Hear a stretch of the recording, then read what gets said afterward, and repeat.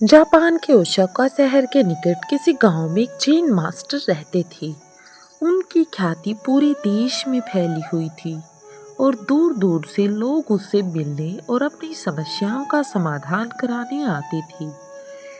एक दिन की बात है, मास्टर अपने एक अनुयायी के साथ प्रातःकाल सैर कर रहे थे कि अचानक ही एक व्यक्ति उनके पास आया और भला बुरा कहने लगा। उसने पहले मास्टर के लिए बहुत से अपशब्द कहे, पर बावजूद इसके मास्टर मुस्कुराते हुए चलते रहे। मास्टर को ऐसा करता देख वह व्यक्ति और भी क्रोधित हो गया और उनके पूर्वजों को भी अपमानित करने लगा, पर इसके बावजूद मास्टर मुस्कुराते हुए आगे बढ़ते रहे। मास्टर पर अपनी बातों का कोई असर ना होते देख अंततः वह व्यक्ति निराश हो गया और उनके रास्ते से हट गया। उस व्यक्ति के जाते ही अनुयायी ने आश्चर्य से पूछा, मास्टर, आपने भला उस दुष्ट की बातों का जवाब क्यों नहीं दिया? और तो और आप मुस्कुराते रहे। क्या आपको उसकी बातों से कोई कष्ट नहीं पहुंचा? क्या आपको उसकी बातें बुरी नहीं लगी? जैन मास्टर कुछ नहीं बोले और उसे अपने पीछे आने का इशारा किया।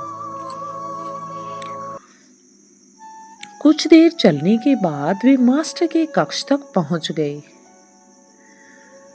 वहां पहुंचने के बाद मास्टर बोले, तुम यहीं रुको, मैं अंदर से अभी आया।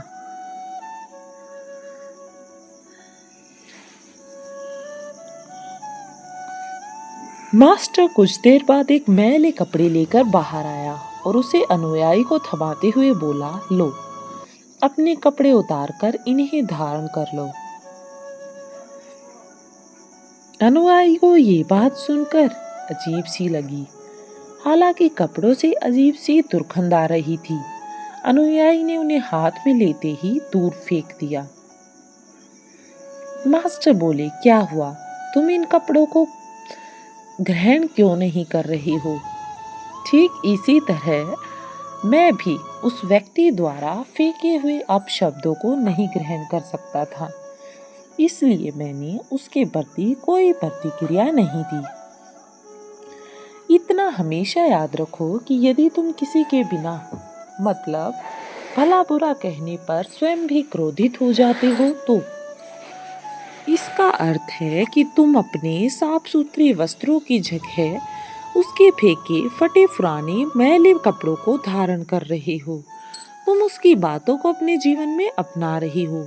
ये है आज की छोटी सी स्टोरी।